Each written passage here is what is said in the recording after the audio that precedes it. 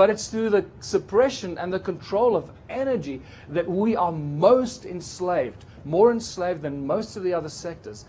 And this is really the hurdle that we need to look at to cross as quickly as we possibly can, because that will truly liberate humanity to reach our potential as divine co-creators of our own future reality.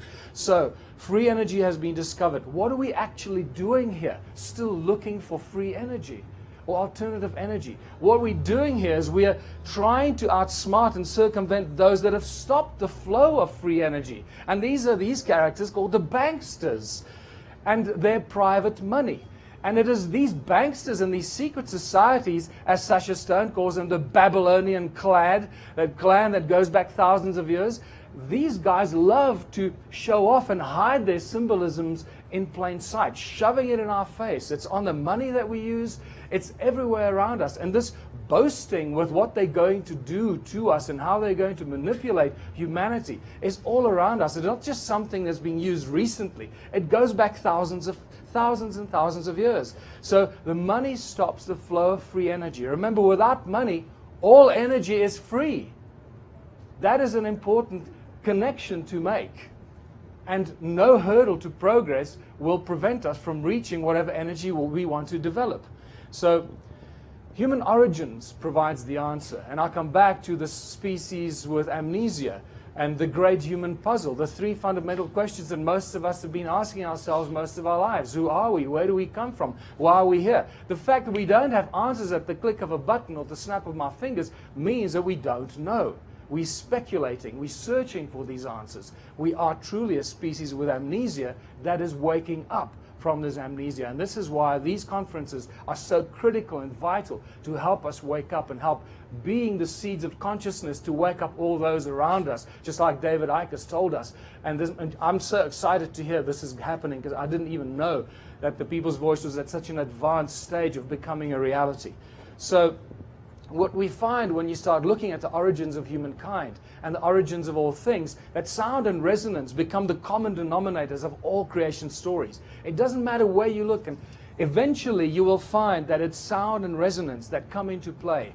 And in Christianity, the word, the the Egyptians sang the word, the universe was sung into creation. And my favorite, the Aboriginal sacred songs, the three sacred songs, and brought everything into creation.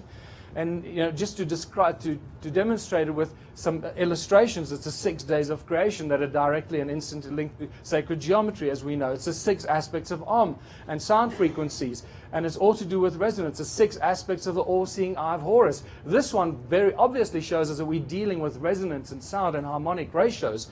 And this is where it also gets far more sinister. Just like for thousands of years, or just like recently, these secret societies that John F. Kennedy exposed in his famous speech in 1961 that eventually, I believe, led to his assassination.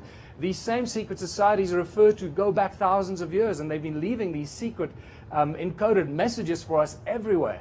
And this is phenomenal when you start looking at the origins of humankind, how all this stuff is connected. You can't separate anything from anything else. And if you understand how to dissect it, it will give you information and lead you in the direction that we're hopefully going to get some interesting intelligence from.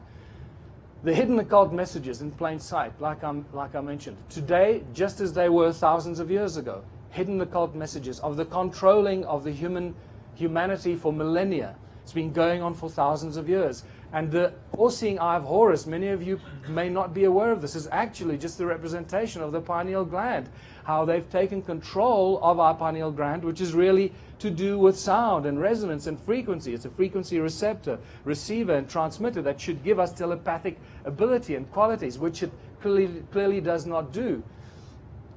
The all-seeing eye of Horus, taking control of humanity. We're seeing these strange bird-like creatures in ancient times taking control through pine cone-shaped tools of this pineal gland of ours and controlling our DNA. Notice what is on this creature's right hand.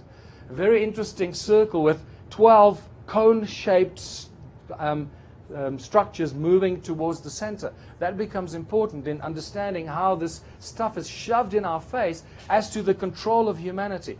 Controlling the pineal gland, controlling our DNA or tree of life with sound and frequency. Now say sound and frequency. See that thing on the guy's hand, once again, looking at that? Because the sound and frequency control continues today through the mainstream media. The all-seeing eye of Horus over there, still controlling us. And on the right here is just half of that thing that the guy had on his wrist. 6 of those cone-shaped emblems, or logos going into the center, showing us that they're still controlling us with sound and frequency. The primordial source of control and creation. So what is sound?